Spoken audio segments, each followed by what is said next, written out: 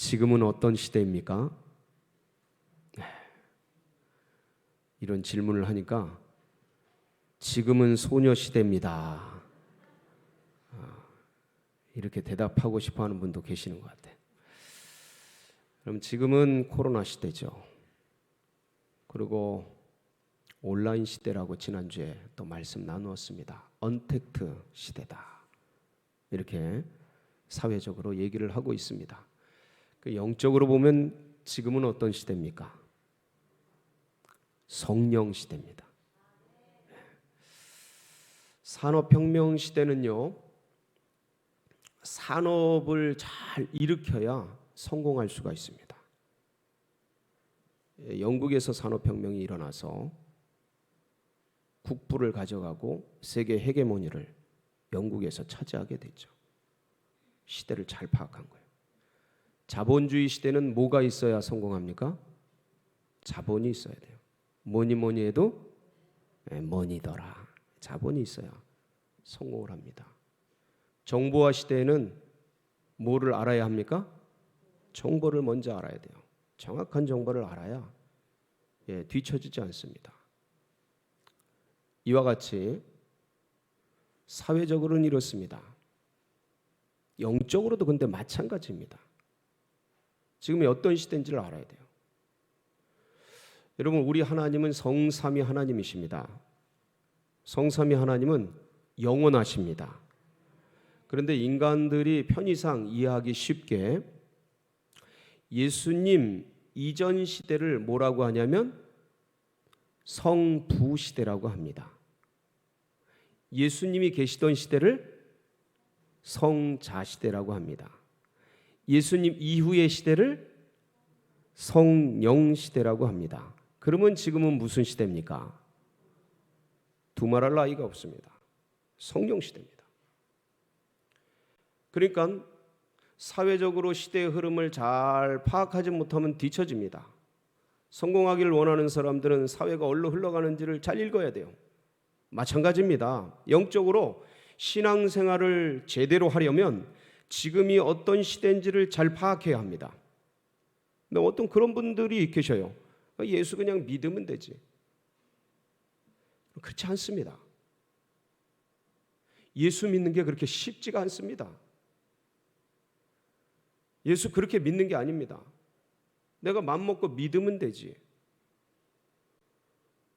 여러분, 세상에 믿음이 수없이 많습니다. 여기 우리가 2층에 앉아 있는데 이렇게 앉아 있을 수 있는 것은 이 구조 건물이 안전하다 생각하는 믿음이 있기 때문에 여기 앉아 계시는 겁니다. 이게 갑자기 무너지고 깨지고 그러면 어떻게 여기 앉아 있겠습니까? 우리가 거리를 가면서 자동차를 타고 버스를 타고 전철을 탑니다. 그게 고속으로 달리는데도 탈 수 있는 것은 이게 다 여기에 대한 신뢰가 있고 믿음이 있기 때문입니다. 집에 가서 우리가 편안히 누워 있습니다. 쉽니다. 이 집이 무너지지 않을 것에 대한 뭐가 있기 때문에 그랬습니까? 믿음이 있기 때문이에요. 이렇게 인간은 살아가면서 여러 가지 믿음 체계가 있습니다. 신뢰 구조가 있습니다. 이렇게 인간의 여러 가지 믿음의 한 종류로 예수님을 믿으면 그는 인조꽃과 같아요. 인조꽃. 똑같은데 거기 뭐가 없어요? 생명이 없어요. 너무 비슷하고 너무 유사한데 거긴 진리가 없어요. 영생이 없는 겁니다. 그래서 그냥 믿으면 안 되는 거예요. 지금이 무슨 시대라 그랬죠? 성령 시대라 그랬어요. 성령에 의해서 믿어야 돼요. 여러분, 역사적으로 예수님의 사건은 2000년 전 이스라엘에서 저 예루살렘 골고다 언덕에서 33살 먹은 젊은이가 창에 찔리고 십자가에 매달려서 죽어버린 사건입니다. 십자가와 부활의 사건이 2000년 전에 이미 끝나버렸어요. 그때 거기서. 근데 그걸 어떻게 인간이 그걸 내 생명으로 믿습니까? 그게 그렇게 되질 않습니다. 그 2000년 전 끝난 그렇게 멈춰버린 그 사건이 오늘날 여기서 내 사건으로 내 생명으로 믿어지게 되는 것은 무슨 역사입니까? 성령의 역사입니다. 그래서 성령이 아니고서는 예수를 주로 시인할 수 없느니라. 성령이 아니고서는 예수를 믿는 게 불가능한 거예요. 그래서 예수님께서 부활하시고 나서 이 땅에 며칠간 계셨죠? 40일간 계셨습니다. 오늘 40일째 예수님이 계시면서 마지막 승천하기 직전에 제자들 모으신 거예요. 그리고 당부를 하는 겁니다. 명령을 하는 거예요. 권고를 하는 겁니다. 아주 강력하게. 주님은 알고 계셨어요. 뭐가 바뀌는 것을? 영적인 시대가 바뀌는 것을 주님은 알고 계셨던 거예요. 그래서 제자들에게 이거를 알려드리길 원했던 겁니다. 이제는 성자의 시대가 끝나고 영원하지만 인간들의 편의상 말씀을 드리는 겁니다. 이 성자의 시대가 끝나고 나는 승천해서 가고 이제 무슨 시대가 열린다? 성령 시대가 열린다. 여러분, 사람들은요, 저녁에 하늘이 붉으면 내일 날이 맑겠다. 아침에 하늘이 붉으면 오늘 날씨가 흐리겠다. 날씨의 변화를 압니다. 똑똑한 사람들은 시대의 변화를 읽어요. 아까 말씀드렸죠. 아날로그 시대에서 디지털 시대로, 그리고 이런 시대에서 온라인 시대로 막 바뀌는 것을 파악하고 그거를 알고 거기에 대응합니다. 그런데 영적인 세계가 바뀌는 것은 너무나 많은 사람들이 알지를 못해요. 모르고 있어요. 그러니까 주님이 이걸 긍휼히 여기신 겁니다. 불쌍히 여기신 거예요. 제자들을 모아놓고 이제 성령 시대가 도래할 것에 대해서 말씀하시면서, 지난주에 제가 뭐라고 말씀드렸습니까? 오직 성령, 오직 기도. 이 시간에 너희는 예루살렘을 떠나지 말고 아버지께서 약속하신 것을 기다리라. 뭘 기다리라는 거예요? 성령을 기다리라. 이제 시대가 변했다. 이거 없이는 안 된다는 겁니다. 자, 그렇다면 성령이 임하시면 도대체 무슨 일이 일어나는데, 어떤 일이 일어나길래 주님께서 그렇게 간절하게 권고하고 명령하고 권면하셨을까요? 성령이 임하면 수많은 사건들이 일어납니다. 그걸 어떻게 다 일일이 말씀을 드립니까? 몇 가지만 정리를 할게요. 제일 첫 번째 뭐냐면, 성령이 임하시면 사람들이 예수의 사람이 됩니다. 할렐루야. 그러니까 안 믿던 사람들은 믿게 돼요. 거듭나는 거예요. 중생하는 거예요. 이걸 이 성결 사중복음에서는 이거를 중생이라고 합니다. 다시 태어난다. 물과 성령으로 거듭난다. 예수로 난다라는 뜻이죠. 안 믿던 사람들이 믿음이 생기는 거예요. 자, 믿던 사람들은, 중생한 사람들은 성령이 임하면 어떻게 됩니까? 더 깊은 믿음으로 가는 거예요. 더 놀라운 믿음으로 가는 겁니다. 이거를 성결이라고 합니다. 성령의 역사예요. 성령이 임하시면 일어나는 일들입니다. 여러분, 세상에요, 예수 안 믿는 사람들이지만 교회에 대해서 호의적인 사람들이 있습니다. 반대하지 않는 사람들도 많이 있습니다.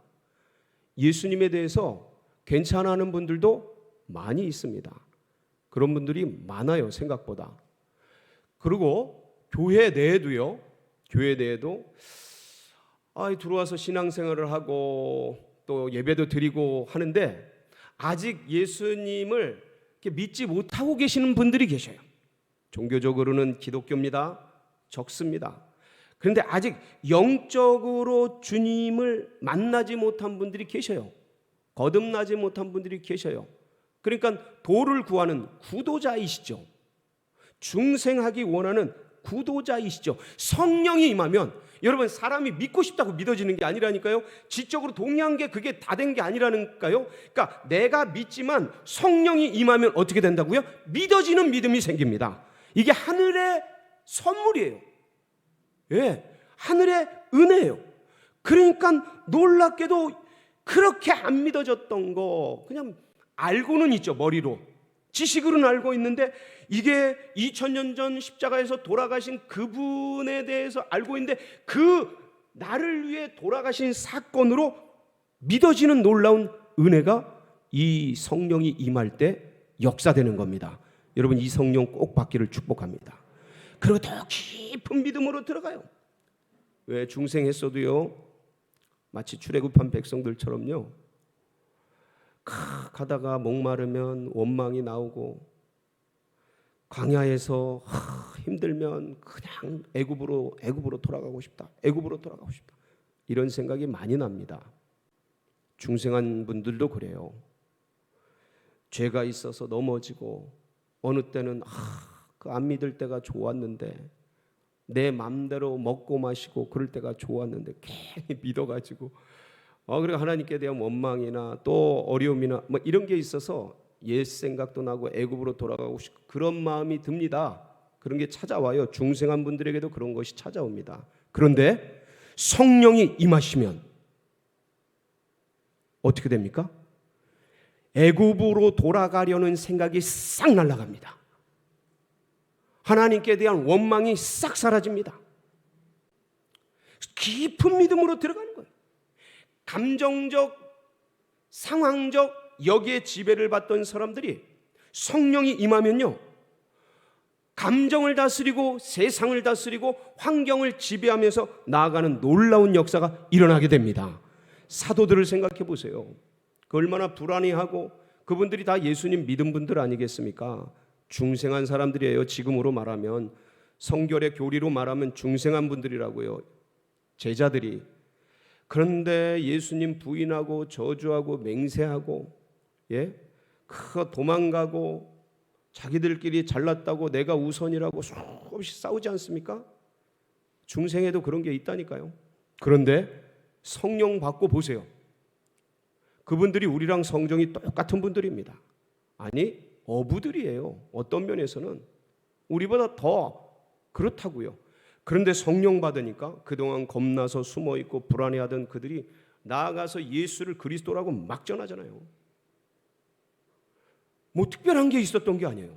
성령이 임하니까 이런 역사가 일어나더라. 여러분, 이 성령 꼭 받아 누리시기를 축복합니다. 사모하고 구하고 찾는 자들은 다 누리게 될 줄 믿습니다. 두 번째, 성령이 임하면요, 오직 성령이 너희에게 임하시면 너희가 뭘 받고? 권능을 받습니다. 권능이 뭡니까? 권세와 능력의 합성어입니다.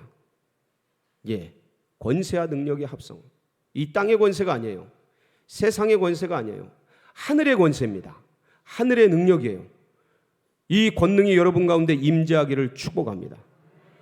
여러분, 성령이 임하시면 말씀의 권세가 생겨요. 하나님의 말씀이 믿어지고 하나님의 말씀이 들리기 시작합니다.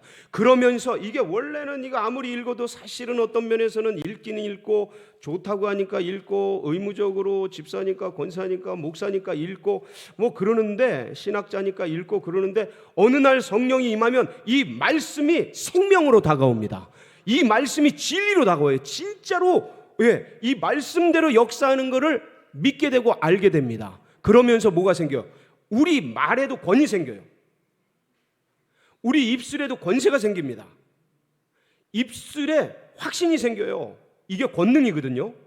말씀의 권세입니다. 말씀이 믿어지고 말씀이 들려지고 하니까 내 입에서도 권세가 생깁니다. 전에는, 성령이 임하기 전에는 말에 힘이 없고 불안하고 괜히 확신이 없고 의심이 생기고 이 영향 저 영향 다 받다가, 그러니 뭐 내 믿음 나도 확신이 안 되는데 뭔 말을 해요. 근데 성령이 임하면 확신 있게 말을 해요. 말에 권세가 생기는 거예요. 그러니까 베드로가 성령 받고 말을 하니까, 예수가 그리스도라고 하니까 그 오순절 그 때를 맞이해서 찾아온 유대인들이 독실하고 강력하고 굉장히 견고한 사람들이, 많이 배운 학자들이고 랍비들이고 그렇단 말이에요. 디아스포라 유대인들이. 근데 이들이 이 어부의 말 한마디에 엎드려지는 거예요.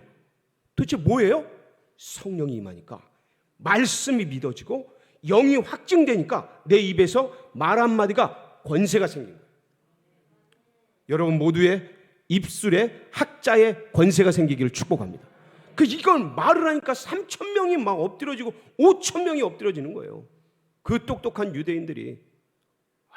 그리고 기도의 능력이 생깁니다, 여러분. 오늘 오순절 여러분 그 마가의 다락방에 역사했던 걸 기억해 보세요. 그 사람 머리마다 불꽃 같은 것들이 쫙 각각에 있고, 그리고 그들이 하나님이 주시는 이 말씀의 이 기도의 능력을 따라 기도하기 시작하는데, 이게 그냥 막 내가 기도하다가 나중엔 기도에 끌려가요.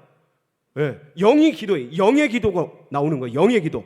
방언이 터지고, 그러니까 16개국 이상에서 온 나라의 사람들이, 아니 갈릴리 사람들이 막 하늘의 언어, 영의 언어를 막 기도하니까 그게 도대체 무슨 언어인지 하나님의 큰일을 행하심을 보고 듣고 와가지고 놀래 자빠지는 거예요. 그래서 이들이 낮술 먹었나, 술 먹고 취했나, 그러면서 그게 아니다. 베드로가 뭐라 그래요? 이건 요엘 선지자가 말씀하신 하나님의 영이 임재하여서 이런 능력이 나가는 것이다. 그러면서 말할 때 그 영혼들이 뒤집어지지 않습니까? 그때 그 뜨겁게 나갔던 게 뭐냐? 사람들을 끌어모았던 게 뭐냐? 영의 기도예요. 방언의 기도, 예수의 기도, 하나님이 끌어가는 기도. 그러니까 성령이 임하시면 이런 권능을 받는 거예요. 여러분, 이런 권능이 우리 성도님들 가운데 넘치시기를 축복합니다. 그 다음에 성령이 임하시면 어떤 일이 일어나요? 오직 성령이 너희에게 임하시면 너희가 권능을 받고 예루살렘과 온 유대와 사마리아와 땅끝까지 이르러 내 증인이 됩니다. 증인이. 성령이 임하시면 증인이 돼요. 왜냐? 이 성령은 증인의 영이에요. 예수의 영이에요. 복음의 영이에요. 그러니까 이 영이 임하면 전도의 영이기 때문에, 선교의 영이기 때문에 복음이 흘러가요. 나눠져요. 간증이 돼요. 여기 참 간증 진짜 열심히 하시는 분들이, 이런 분들 보면 성령이 살아계신 게 느껴지는 거죠. 그래서 성령님께서 우리에게 임하시면 예루살렘과 온 유대와 사마리아와 땅끝까지 이르러서 내 증인이 되는데, 그 내가 누구예요? 예수님이에요. 예수님의 증인이 돼요. 예수의 영이기 때문에. 그래서 계속해서 사방의 땅끝까지 이르러서 복음을 나누고 전달한다라는 것이죠. 근데 개인적으로 생각할 때 예루살렘이 어디입니까? 온 유대는 어디예요? 사마리아는 어딜까요? 땅끝은 어딜까요? 나 자신 개인으로 볼 때 예루살렘은 가정이에요. 가정을 복음화시켜요. 여러분의 가정이 복음화되시기를 축복합니다. 그래서 명문 가정, 명품 가문이 일어나기를 축원합니다. 그러니까 그거를 꼭 비전을 삼으세요. 꿈을 가지세요. 주여 도와주시옵소서. 우리 가정을 복음화시키게 해주세요. 그러면서 성령 받아서 가정을 복음화시키고, 그 다음에 온 유대는 어딜까요? 개인적으로는 가정이 예루살렘이라면 온 유대는 그 주변 이웃들이죠. 회사 가면 같이 일하는 사람들, 직원들, 그리고 어디 가면 아는 분들, 그런 분들이 온 유대입니다. 그러면 사마리아는요, 더 멀리 있는 남 모르는 이웃들, 거기가 개인적으로 볼 때는 사마리아예요. 땅끝은 세계 끝까지죠. 자, 이게 개인적으로 말씀을 드렸을 때고, 그러면 교회적으로 볼 때 예루살렘은 어디입니까? 이 성내동과 강동구가 예루살렘입니다. 여기를 우리가 복음해야 될 줄 믿습니다. 그리고 온 유대는요, 서울시와 이 수도권입니다. 여기까지 우리가 복음을 책임져야 될 줄 압니다. 그러면 사마리아는요, 북한하고 아시아 지역이죠. 땅끝은요, 세계 열방까지 복음의 사명을 책임지고 전하는 우리 교회, 우리 성도님들 다 되시기를 축복합니다. 거기에 열정에 사로잡히는 거예요. 성령이 임하면. 마지막으로 성령이 임하면 어떻게 될까요? 모이기에 힘씁니다. 여러분, 성령은 왜 그러냐면 공동체의 영이기 때문에 그래요. 교회의 영이에요. 성령의 특징이에요. 그러니까 이 영이 임하면 교회에 오고 싶고 같이 모이고 싶고 함께 하고 싶고 그런 거예요. 지금 이 제자들이 사실은 지금 어떤 상황이냐면 제가 지난주에도 말씀을 드렸어요. 적대적인 상황이에요. 오순절에 정말 유대인들이 그냥 불을 켜고 잡고 죽이려고 하는 그런 상황이었어요. 근데 성령이 임하니까 매주 모여 그냥. 매번 모여. 불안과 두려움이 없이 어려움 속 그런 거 뛰어넘어서 모이고 함께하고 그렇게 생활하는 것을 보게 됩니다. 그래서 성령이 임하시면 모이기를 패하는 어떤 무리들의 습관과 같지 아니하고 모이기를 힘쓰는 사람들이 됩니다. 여러분들도 그런 분들이 되시기 바랍니다. 참 감사한 것은 요즘에 저희 교회 모이기를 얼마나 힘쓰는지 몰라요. 코로나가 창궐하고 지금 오미크론인지 오미세론인지 뭐 이런 것들이 그냥 막 나타나가지고 뭐 7,000명이다 몇천 명이다 막 이러는데 겨울 추위가 오고 여러 가지 상황과 환경이 어려움에도 불구하고 지금 원근각처에서 성도님들이 막 모이기 시작해요. 에스라 기도에서 얼마나 열심히 기도하는지 진짜 막 눈물 뿌려 부르짖으며 진짜 절절하게 기도를 해요. 얼마나 뜨거운지 새벽이고 밤이고 낮이고 오신 분들이 전부 그렇게 열심히 기도합니다. 그러니까 은혜가 있는 거예요. 눈물이 있고 거기 놀라운 응답이 있고 그러니까 더 모여요. 더 모여. 더 많이 모여. 더 추워지고 더 어려워지는데 놀랍게 더 모여. 어제 저녁에 제가 전화를 한 통을 받았는데 이분이 건설 현장에서 일하시는 분이에요. 근데 요새 일이 많아가지고 막 밀려가면서 저녁에 10시에 끝난대. 10시에. 건설 현장에서 저녁 10시에 끝나는데 목사님 그래서 기도하러 갑니다. 그러면서 에스라 기도회 하러 저녁 10시에 와서 기도 1시간 하고 그러고 가는 거예요. 집에 가면 몇 시게요? 뭐 12시 되지 않겠어요? 씻고 그럼. 근데 새벽같이 나가고 그러는데 저녁 10시에 끝나서 여기 와서 기도하는 거예요. 기도하면 되는 줄 믿습니다. 기도하면 살아요. 그런 분들 아무리 일 많고 힘들어도 기도하니까 살게 되는 거예요. 이렇게 지금 막 원근각처에서 밀려오고 있는데 안타까운 것은 지금 제가 방역 때문에 거리두기를 해야 되지 않습니까? 우리 이렇게 거리두기 했지 않습니까? 1m 이상씩 이렇게 떨어져 앉잖아요. 그러니까 우리 교회가 350석을 앉는데 아무리 밀려오고 주일날 와도 지금 200명도 채 못 앉아요. 200명도 채 못 앉아요. 근데 참 감사하게 이 성전을 이러한 날들을 예비하셨는지 아셨는지 참 우리 선대에서 원로 목사님과 당회원분들이 성전을 지을 수 있도록 새로운 성전을 멋지게 지을 수 있도록 둔촌동에 106의 1번지 2321평을 예쁘고 아름답게 기가 막힌 땅에 다 예비해 두셨어요. 저는 조만간 이것이 풀릴 줄로 믿습니다. 그래서 거기에 부속 건물과 성전과 아름다운 세계 선교 센터를 지어서 하나님의 복음을 온 땅 가운데 전하는 놀라운 그런 은혜의 역사가 일어날 줄 믿습니다. 이제 그린벨트 효용 가치가 다 떨어졌어요. 단절 토지가 됐지 뭐 아파트 지금 저 지어 올라간 거 보세요. 10층도 더 올라간 것 같아. 그냥 12,000세대가 들어오지 바로 길 건너 아닙니까? 그러니까 효용 가치가 없어요. 그래서 이거 빨리 이제 규제가 풀어지고 이제 성전을 짓는 날만 속히 오기를 바라는데 여러분 계속 기도해 주시기 바랍니다. 자, 그런데 이제 그거는 차후에 갈 일이고 지금 당장 여기서 예배를 드리고 있는데 매주마다 지금 성도들이 밀려오고 있는데 아니 뭐가 없어요? 주차장이 없어요. 주차장이. 이 코로나 2년 겪으면서 사람들이요, 누구나 할 것 없이 차를 타고 다녀요. 왜 그렇게 변했나 했더니 이게 차에 들어가면 접촉을 안 하니까 가까운 거리도 차 타고 다녀요. 이제는 어디든지 차 타고 다녀요. 이걸 말릴 수가 없어요. 그러지 말라고 말할 수가 없어. 왜냐면 이건 그렇게 하는 게 맞으니까 어떻게 할 수가 없어요. 게다가 전에는 2명, 3명 이렇게 카풀도 하고 막 그랬어요. 근데 그거 지금 안 해요. 해서도 잘 안 되고요. 그러니까 한 사람씩 차를 타고 오는 거예요. 한 사람씩. 그러니까 거리두기 때문에 성전은 반밖에 성도들이 나오고 싶어도 지금 못 나오는 형국인데 근데 차량은 저번에보다 여기 꽉 찼을 때보다 더 많아졌어요. 그러니까 주차하는 분들이, 주차 요원들이 너무너무 힘들어요. 예? 차량 부장님이 윤기정 장로님인데 너무너무 힘들어요. 이걸 어떻게 해야 되나. 그래서 그 연말당에 이게 계속 올라왔어요. 이 의견이 이것 좀 어떻게 해결해 달라. 너무 안 된다. 지금 사람들, 성도들이 왔다가 자리가 없으니, 주차할 데가 없으니 돌다 가버리시고, 이런 거예요.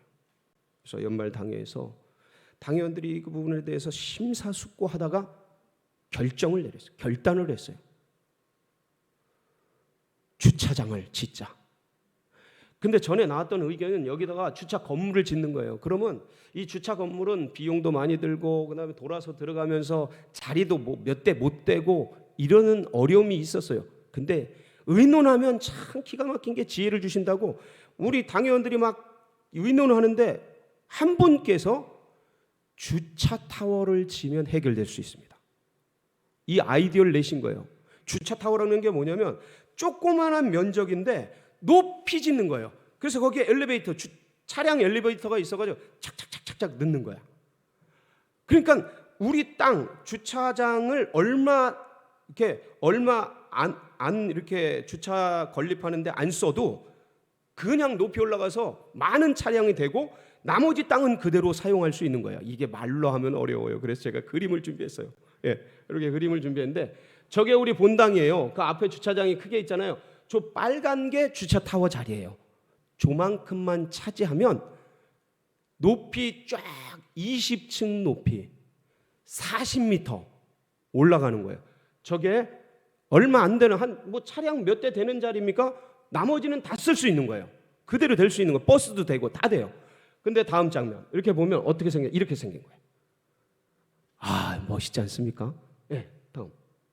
아유, 쫙 40m가 되니까 엄청 높아요. 다음. 그래서 여기다가 저렇게 한번 넘어가 보세요. 네. 이렇게 해서 저 높이에 저 십자가 같은 거 저 LED로 쫙 해가지고 새기고, 성탄절 때는 저기다 추리도 딱 넣고 뭐 절기 때마다 이렇게 모양 멋지게 내고, 그러면 이거는 성내동을 넘어 강동구의 랜드마크가 될 수 있는 놀라운 겁니다. 저게 교회랑 딱 붙어 있어가지고 마치 교회랑 하나가 된 것 같이 저렇게 주차 타워를 건립하기로 결정을 했어요. 그래서 지금 추진 중입니다. 더 많이 오셔도 된다는 의미입니다. 예, 모이게 더 힘써도 된다는 의미입니다. 왔는데 자리가 없어서 그냥 가는 일이 없도록 지금 이렇게 아름다운 주차장 타워를 건설하고 예비하고 있습니다. 사랑하는 성도 여러분, 그날이 가까움을 볼수록 모이게 더욱 힘쓰고 함께 모여 주님 앞에 기도하고 하나님 간구하고, 그럴 때 주의 성령께서 물 붓듯 기름 붓듯 우리에게 부어 주실 줄 믿습니다. 이 믿음 가지고 한 주간도 승리하는 복된 역사 있으시길 축복합니다. 같이 기도하시겠습니다. 합심해서 기도할 때 하나님 오늘 성총회 되게 하여 주시고, 아버지 하나님 성령으로 충만하게 하여 주시고, 하나님은 모이게 힘쓰며 나아가는 우리 모두 되게 하여 주시옵소서. 기도하며 나갑니다.